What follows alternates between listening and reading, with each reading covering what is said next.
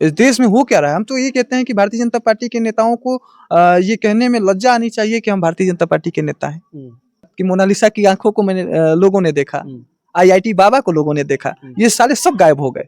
ये सब वहां वायरल होने आए थे श्रीमान। सुबह से अखिलेश यादव का बयान आप देख लीजिए, कोई राजनीतिक बयान नहीं है। आप इस चश्मे को उतारिए, आप ना इस चश्मे को उतारिए कि लोग ये अवसर ढूंढ रहे थे, तब तो हम कहेंगे कि चुनाव के समय पुलवामा जो अटैक हुआ मोदी जी ने करवाया था। ऊपर से देखो तो कितनी हसीन है, भीतर से देखो तो बिगड़ी मशीन है। आपने सुना है ना? ये बजट में भारी घपला होने वाला है। अच्छा, जांच अभी करा दीजिए फिर। 35,000 करोड़ रुपए कोई 1-2 लाख रुपए नहीं है। अगर आप विदेशों में इसी नदियों को लेते हैं तो नदियां माँ के नाम से नहीं जानती है। भारत की खूबसूरती है कि नदियों को माँ के नाम से लोग जानते हैं। लोग अगरबत्ती और देखो।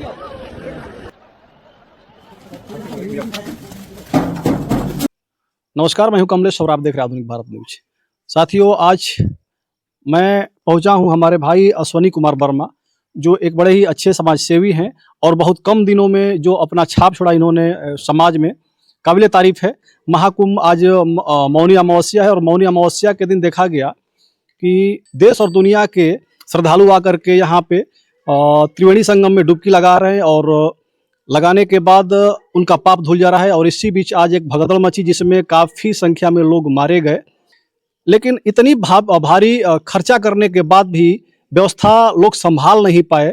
किसकी कमी रही और ये जो घटना घटी, इस घटना के पीछे किसका हाथ था या किसकी कमी थी, ये सारी चीज़ हम जानेंगे भाई अश्वनी कुमार जी से, क्योंकि बड़ा अच्छा जानकारी रखते हैं, बहुत अच्छा विश्लेषक भी हैं। स्वागत है आपका। धन्यवाद आपका कि आप आए और अश्विनी को मौका दे रहे हैं इतने बड़े प्लेटफॉर्म पे। क्या कहेंगे अश्वनी जी? बड़ा भव्य माहौल बनाया गया था इस महाकुंभ को लेकर के। एक बार भव्य माहौल बना था अयोध्या के राम मंदिर को लेकर के, पूरे देश को राममय कर दिया गया था। ठीक उसी प्रकार से इस कुंभ को लेकर के महाकुंभ, भव्य और दिव्य महाकुंभ और डिजिटल महाकुंभ बताया गया। बड़ा खर्चा भी किया गया, पूरे देश और दुनिया में इसकी छवि बताई गई। लेकिन जब समय आया उसको संभालने का, जिस प्रकार से लोगों का आह्वान किया गया, बुलाया गया 10 करोड़ लोग आएंगे, 40 करोड़ लोग आएंगे, लेकिन जब संभालने की समय आई तो लोग संभाल नहीं पाए और मौत हो गई इतनी सारी। क्या कहेंगे इन सब विषय? दरअसल कुंभ की तैयारी जितनी जोरों शोरों से थी, ये ऐसा नहीं होना चाहिए। मृतक आत्माओं के प्रति पूरी संवेदना है।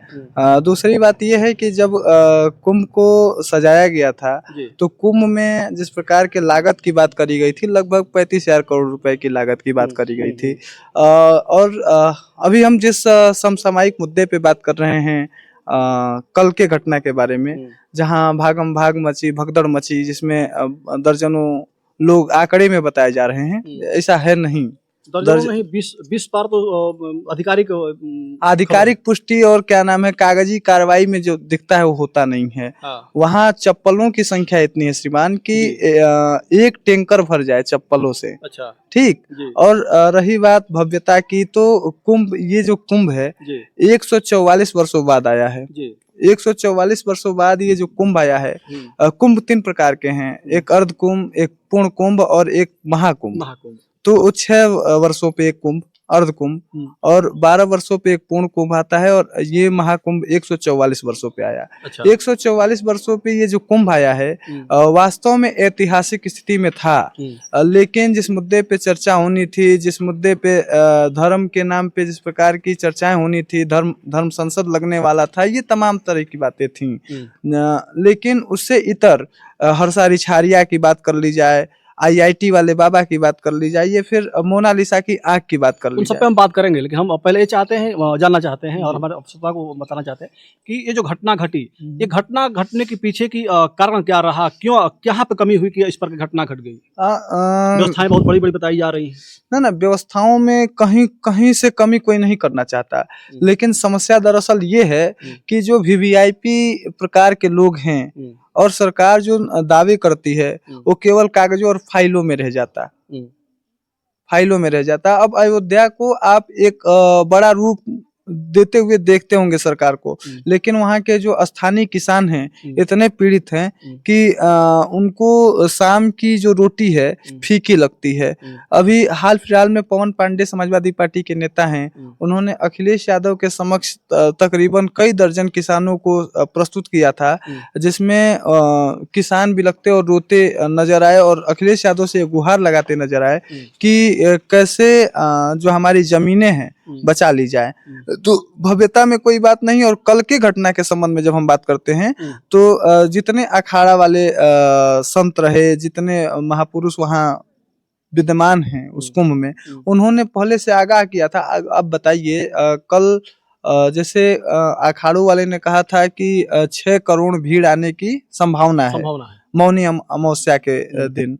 तो आपको ये जानकारी होनी चाहिए कि मौनी अमावस्या के दिन जब 6 करोड़ 7 करोड़ की भीड़ बताई जा रही थी, तो सरकार ने बड़े दावे के साथ ये कहा कि हम 10 करोड़ लोगों के आने जाने का इंतजाम कर रहे हैं। और आप बताइए, अभी 4 करोड़ की संख्या पहुंची आंकड़े के हिसाब से, और 4 करोड़ में इतनी बड़ी धांधली हो गई कि कोई खुशी खुशी गया था कि हम कुंभ नहा के हमारे सारे पाप धुल जाएंगे, और वहां से अपना रोता बिलखता चेहरा लेके आता है। कोई किसी ने माँ खो दिया है, किसी ने अपना भाई खो दिया है। तो ये एक तरीके से काला अध्याय कुंभ का लिखा जा रहा है। इस पे सरकार को गहनता से सोचना चाहिए। और यहाँ राजनीतिक टिप्पणियों से ऊपर उठ के जहाँ टीवी मीडिया में हम चर्चाएं करते हैं कि सरकार ये कर रही है, वो कर रही है, किस तरीके से दिव्यता को भव्यता को बनाए रखना है, इसके ऊपर आगामी समय में काम करना है। अच्छा, आपके बलिया के भी 4 महिलाएं वहाँ पे गई थी और उनको कुचल करके उनका मौत हो गई, और वहाँ पे जितने सारे लोग मौत के घाट उतर गए, उनके परिवारजन को जो परिजन तो जिनके साथ जो गए थे, वहाँ पे बिलख बिलख करके यही कह रहे हैं कि यहाँ पे व्यवस्था अच्छी नहीं थी, पुलिस की व्यवस्था बिल्कुल नहीं थी, और यहाँ पे सिर्फ वीवीआईपी और जो चुनिंदा लोग हैं, जो बड़े लोग हैं, नेता मंत्री लोग हैं, उनके लिए वीआईपी सुविधा बनाई गई है। बाकी हम लोगों को बैरिकेडिंग से रोका जा रहा है, और लोग नहीं चाह रहे कि हम लोग त्रिवेणी संगम पे जाके स्नान करें, कहीं और दफा हम लोग स्नान करें, और त्रिवेणी संगम पे सिर्फ उन्हीं लोग का स्नान कराया जा रहा है जो वीआईपी लोग हैं। जब आपने ये बातें कर ही दी हैं, तो ये सारी चीजें हैं, जैसे राजनीतिक धार्मिक चीजों में राजनीति का रंग देना हर जगह से गलत है। और आपको बताएं, ये जो 4 महिलाएं मरी हैं, इनके परिवार की स्थिति क्या होगी क्या नहीं होगी हम नहीं जानते, लेकिन आप बताइए, जिनके परिवार के लोग इतने कष्टों से इस समय को व्यतीत कर रहे हैं, उनके लिए जो सरकार है, जो राजनीतिक दल हैं, कभी उनकी माताजी को ला सकते हैं क्या? नहीं ला पाएंगे। लेकिन जब राजनीति की बात आएगी तो सभी ये कहेंगे कि हमारे वर्ग के हैं, हमारे जाति के हैं, हमारे धर्म के हैं। तो ये धार्मिक उन्माद से ऊपर उठ के हमें काम करना है, और जब धार्मिक उन्माद से ऊपर उठेंगे तब जाके हमारी स्थितियां सही होंगी। अच्छा, ये हादसा के बाद, इस भगदड़ के बाद योगी जी भी कहीं ना कहीं बाइट देते हैं और लाइव आकर के कहते हैं कि अब गंगा जी, सारी गंगा जी एक ही हैं, जो जहाँ है वहीं पे दर्शन कर ले, वहीं पे स्नान कर ले। मौनी अमावस्या के दिन हर जगह उतना ही फल मिलने वाला है, उतना ही पुण्य मिलने वाला है। तो ये चीज़ उससे पहले क्यों नहीं बताई गई कि लोग पहले आह्वान करते रहे कि आप लोग महाकुंभ में आइए, दिव्य कुंभ में आइए, और त्रिवेणी संगम में नहाने के बाद आपको जो पुण्य मिलेगा, जो आपका पाप धुलेगा, इतना बढ़िया पुण्य आपको कहीं और से नहीं मिलेगा। चूँकि अखिलेश यादव जी पहले जब नहाए थे, यहाँ पे गए थे हरिद्वार में जब गए थे अपने चाचा का अस्थि लेकर के, तो वहाँ पे वो कहे थे कि जो जहाँ पे है वहीं से स्नान कर ले, और गंगा जी, सारी गंगा एक ही है। तो उस पर बहुत सारी कटाक्ष की गई थी भारतीय जनता पार्टी और उनके कार्यकर्ताओं के द्वारा। गुरु रविदास का आपने एक स्लोगन सुना होगा कि मन चंगा तो कठौती में गंगा। तो एक तरीके से दिव्य संतों ने हमें पूर्ववर्ती समय में ये बताया है कि कहीं नदियों और आस्थाओं के बीच ठीक है, लेकिन 1 मिनट के लिए हम ये सोचते हैं कि जब लोगों में धर्म का सर्टिफिकेट बांटने की स्थिति तैयार हो रही है, मजबूती से हम धार्मिक मसलों को आगे ले जा रहे हैं, तो उस हाल में जब अखिलेश यादव जी ऐसा बयान देते हैं कि हर जगह गंगा बहती हैं और जो जहाँ है वैसे स्नान कर लें, आज जैसे जो सत्यता है ना, आज नहीं कल सबको ये कहना है हर जगह गंगा है। गंगा आस्थाओं पे हम जो आस्तिक व्यक्ति हैं उनके आस्थाओं पे हम सवाल नहीं खड़ा कर रहे हैं, लेकिन जितना तो है, पानी हर जगह पानी है, हर जगह गंगा है, हर जगह यमुना है, हर जगह नदियों में कोई बड़ी बात नहीं है। अगर आप विदेशों में इसी नदियों को लेते हैं तो नदियां माँ के नाम से नहीं जानती है। भारत की खूबसूरती है कि नदियों को माँ के नाम से लोग जानते हैं। अच्छा, इस मौनी अमावस्या के दिन जब आंकड़ा साधु संत बता रहे थे कि 6 से 7 करोड़, 8 करोड़, 10 करोड़ लोग आएंगे, तो एक प्रेमानंद महाराज हैं, प्रेमानंद गिरी हैं, वो बता रहे थे कि हम लोग सरकार से निवेदन करते रहे, आग्रह करते रहे कि यहाँ पे सेना को उतारा जाए, और ये पुलिस की बस की बात नहीं है, सेना यहाँ पे रहेगी तभी मामला संभल जाएगा, तभी कंट्रोल में हो पाएगा। जी जी, वही हम आपसे कहना चाह रहे थे कि जैसे जब सरकार से ये चीजें नहीं संभल पा रही थी, सरकार के उत्तर प्रदेश पुलिस के बस की ये बातें नहीं थी, तो सरकार को ये करना चाहिए था कि पैरामिलिट्री आपको उतार देनी चाहिए, या फिर केंद्रीय पुलिस बल को, यहाँ जैसे बड़ा आयोजन था। अब ये बताइए, जैसे तमाम कार्यक्रम होते हैं प्रादेशिक स्तर के, ये राष्ट्रीय स्तर का पर्व था, जहाँ ये बताया जा रहा था कि विदेश से भी लोग आ रहे हैं, विदेश से भी लोग आ रहे हैं, और बड़े बड़े लोग प्रभावित होकर यहाँ से जा रहे हैं। तो ये संदेश बेहतर जाता अगर आप आर्मी के जवानों को यहाँ सुरक्षा में लगाते। और ये देखिए, जैसे ये बजट में हमने कहा है ना, ये बजट में भारी घपला होने वाला है। अच्छा, जांच अभी करा दीजिए फिर। 35,000 करोड़ रुपए कोई 1-2 लाख रुपए नहीं है। 35,000, 40,000 करोड़, 50,000 करोड़ रुपए जो है, ये छोटा रकम नहीं है, बहुत बड़ा रकम है। जांच होनी चाहिए इस मामले की। और पीपा पुल कब से बंद पड़ा वहां, और लोग ये बता रहे हैं कि प्रयागराज के पीपा को बनाने के लिए सारे प्रदेश के पीपा का कार्यक्रम बंद कर दिया गया है। अभी सुनील कुशवाहा है, एक हम सभी के गार्जियन है यहाँ बहादुरा के, वहां सेना में है, वो पुलिस के जवान हैं, उन्होंने 6 लोगों को बचाया। अब ये बताइए, ये अव्यवस्थाएं पहले दिन से शुरू हो गई, ये पहले दिन से शुरू हो गई। अगर अखिलेश यादव जी, अगर बहन कुमारी मायावती जी, या फिर भाजपा के विरोधी दलों के नेताओं ने टिप्पणी पहले दिन से शुरू कर दिया होता, तो जो भारतीय जनता पार्टी के माइंडेड के लोग हैं, भारतीय जनता पार्टी माइंडेड के लोग हैं, जो विचारधारा उनकी रखते हैं, वो कहेंगे कि देखिए, राम के नाम पे, हनुमान के नाम पे, धर्म के नाम पे ये सब राजनीति करने लगे। आज भी लोग कह रहे हैं कि लोग पहले से लोग इंतजार कर रहे थे किस प्रकार का माहौल बने, और लोगों का बड़ा आज खुशी होगी किस प्रकार का माहौल बना।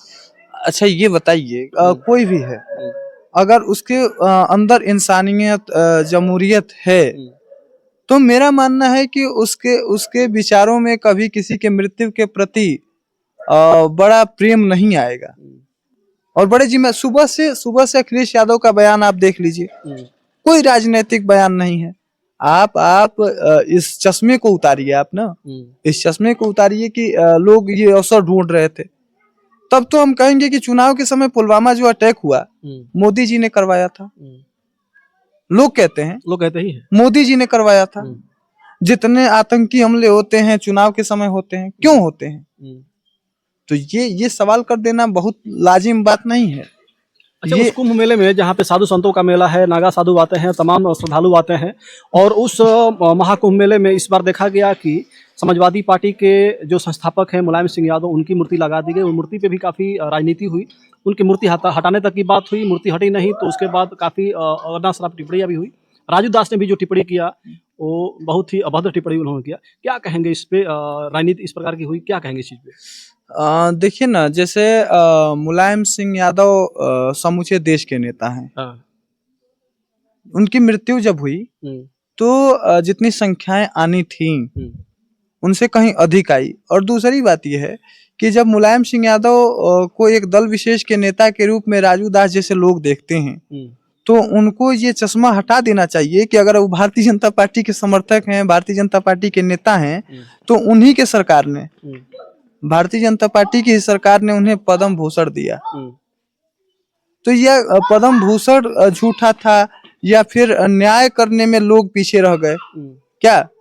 और जैसे संदीप यादव जी ने जिस प्रकार की प्रतिमा लगाई है, मेरी एक संस्था है प्रयास किरण फाउंडेशन। प्रयास किरण फाउंडेशन में हमने बुद्ध को तरजीह दी है। ठीक, हम कोई भी कार्यक्रम करते हैं तो बुद्ध को आगे करते हैं, बुद्ध की प्रतिमा लगाते हैं। तो एक संस्था की, एक दल की एक अपनी आइडियोलॉजी होती है। उस हिसाब से संदीप यादव जी ने अगर श्रद्धेय मुलायम सिंह यादव की प्रतिमा लगा भी दी तो कौन सा बड़ा गुनाह कर दिया उन्होंने? हम तो ये कहते हैं कि कोई भी काम नेक नियत से हो। वो गाना आपने सुना है ना कि नियति भेद नहीं करती, जो लेती है सो देती है, जो बोएगा सो काटेगा, ये जग कर्मों की खेती है। तो इसमें क्या दिक्कत है? श्रद्धेय मुलायम सिंह यादव जी ने जैसा जवानों के प्रति किया, आपको जानकारी के लिए बताऊं, पहले क्या था कि बस लाशें आ जाती थी सेना में, जो साथी शहीद होता था बस 100 उसका आ जाता था, 100 नहीं आता था, केवल उसकी वर्दी आ जाती थी और वर्दी के सहारे वो विधवा सेना की पत्नी, सेना में जो थे उनके पत्नी उसको देख कर किसी शिकारी भर लिया करती थी। और इस दर्द को किसी ने समझा तो मुलायम सिंह यादव ने। मुलायम सिंह यादव शख्सियत हैं कि इस देश के अंदर जब रक्षा मंत्री के रूप में वो आसीन हुए, वो बड़ी कुर्सी जब उनको मिली तो उन्होंने सेना के प्रति अपने प्रेम को दिखाते हुए, राष्ट्रवाद के प्रेम को दिखाते हुए उन्होंने सबसे पहले शहीद के शव को उसके निवास स्थान पे ससम्मान पहुंचाने का कार्य, उसके बाद आर्थिक सहयोग 10 लाख रुपए का, श्रद्धेय मुलायम सिंह यादव ने ऐसी व्यवस्था दी। मुलायम सिंह यादव एक ऐसे विराट व्यक्तित्व के धनी हैं जिन्होंने देश में एक ऐसा मिथक छेड़ दिया। राष्ट्रवाद, ये भारतीय जनता पार्टी के लोग ये बताते हैं कि राष्ट्रवाद एक बहुत बड़ा मुद्दा है, हमें हिंदुस्तानी होना है तो हिंदुस्तानी होने पे गर्व होना चाहिए। लेकिन अश्वनी ये मानता है कि अगर आप हिंदुस्तानी हैं, अगर आप हिंदुस्तान के प्रति प्रेम रखते हैं तो आपको बताने और जताने की जरूरत नहीं है, बहुत काफी है कि आप यहाँ पैदा हो गए हैं। मुलायम सिंह यादव ने तो इतना बड़ा काम किया, लेकिन समाजवादी पार्टी के मुखिया अखिलेश यादव ने कब कहा कि हमने शहीदों के शव को वापस कराया, हमने शहीदों को सम्मान राशि दी, कब कहा? और ये 5 किलो राशन को समझते हैं कि बड़ा तीर मार दिया इन्होंने। दूसरी बात कि अगर इस तरीके के कार्यक्रम अगर हो जाते हैं, संदीप यादव जी जिस प्रकार से कार्य कर रहे हैं, अब तो कल की वीडियो आई है कि उन्होंने वो क्या नाम है, दूध बांटना शुरू किया, दूध बट रहा वहां पे, दूध बांट रहे हैं। तो आप बताइए ना, सीधा सारोकार जनता से जिस चीज का है उसको हम गलत कैसे कह सकते हैं?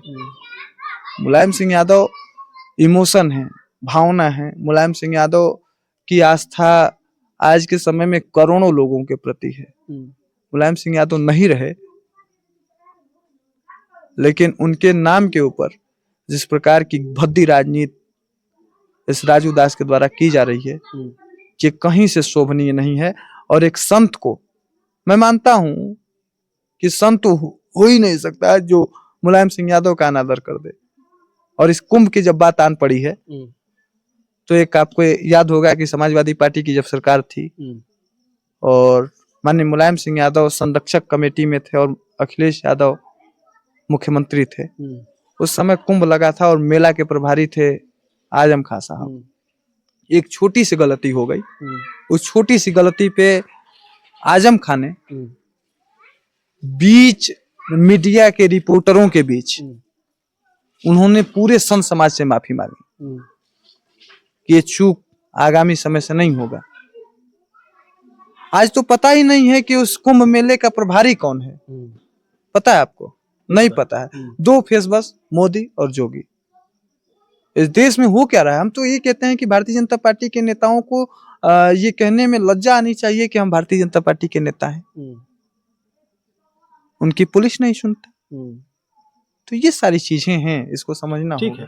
अब से जो लोग वहां कुंभ नहाने के लिए जा रहे हैं, जो डुबकी लगाने के लिए जा रहे हैं, उनके लिए क्या संदेश देंगे? चूंकि अब जो होना था हो गया, अभी महाकुंभ नहान लगभग 1 महीने तक चलने वाला है, क्या कहेंगे, संदेश क्या देंगे लोगों को? संदेश साफ, सटीक और सक्षम है कि आप अगर जाते हैं तो एक दिन ठहर के भी, अगर समय आपके पास नहीं है तो घर ही आप अपना कुंभ मना लीजिए। अगर आपके पास समय है तब कुंभ स्नान करने जाइए और 1 से 2 दिनों के समय के साथ अपना पूरा समय जाया करें और उसके बाद कुंभ में देखें कि जो 35,000 करोड़ का खर्च हुआ है कैसा खर्च है, और उसके बाद स्नान करें। और दूसरी बात कि मोनालिसा की आंखों को लोगों ने देखा, IIT बाबा को लोगों ने देखा, ये साले सब गायब हो गए। ये सब वहां वायरल होने आए थे श्रीमान। हर सारी IIT बाबा अब तो अभी दाढ़ी वाड़ी छिलवा करके पूरा डांस कर रहा है। अरे इंस्टा पे उनके मिलियंस में फॉलोअर्स हो गए मालिक।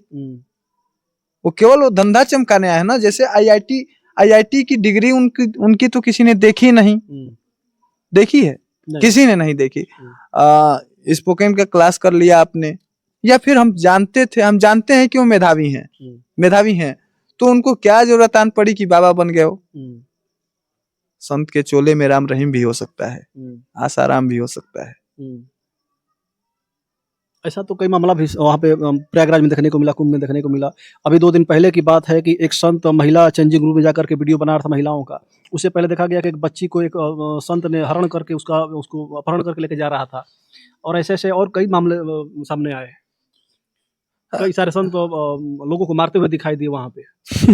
एक ऐसे हाथ खड़ा किए हुए वहाँ। हाँ, वो तो हाथ खड़ा किया है, इसी को समझ में आ रहा है कि हाथ खड़ा किया है, अपना साधना कर रहा है, वहाँ पे कोई जा रहा है तो उसको मार रहा है, अलग इसको छोड़ देते हैं। हमने देखा कि रोड पे चलते हुए लोगों को एक साधु है, कोई खेत के कूड़ा से मार रहा है। जैसे वहाँ देखिए ना, संत के भेष में मैंने कहा ना कि संत होने के लिए जिस सरकार में आपके पास इतनी बड़ी दाढ़ी होनी चाहिए, आपके पास जय श्री राम का जाप होना चाहिए, आपके पास लंबी जटा होनी चाहिए, बस आप संत हो लिए, बस आप संत हो लिए। और कुंभ में जटा बढ़ा लिए, दाढ़ी बढ़ा ली तो संत। अरे हरसारी छारिया का फर्जी आया कि नहीं आया?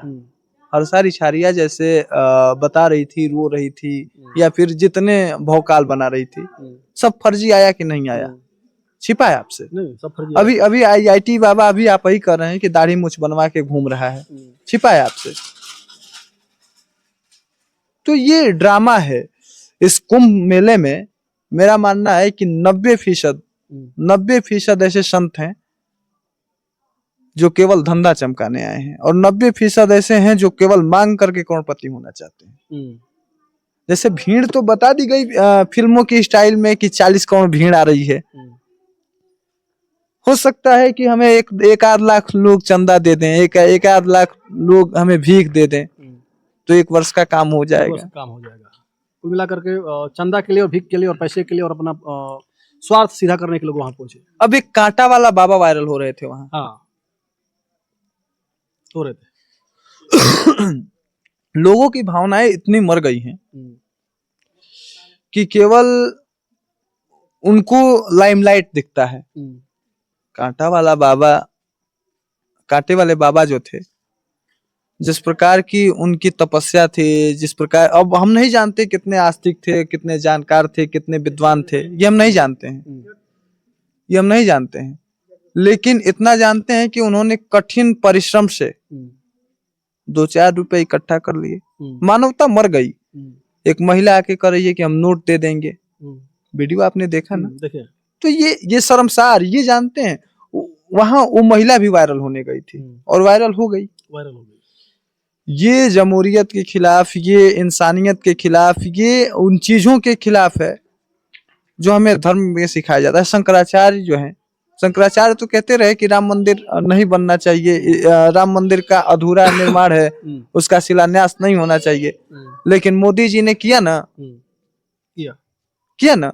तो देश को अपने हिसाब से चलाना, देश में। अच्छा ये बताइए, जब लोग कहते हैं कि हम हिंदुत्व के ऊपर काम करने आए हैं, हम हिंदू बनने आए हैं, हिंदूवादी प्रणाली को लोग बताते हैं, तो हिंदू परंपराओं में मैंने तो सुना है कि माता और पिता या फिर घर के लोग जो जिनकी मृत्यु हो जाती है, वो ये मुंडन करवाते हैं, दाढ़ी बनवाते हैं, मूंछ छिलवाते हैं।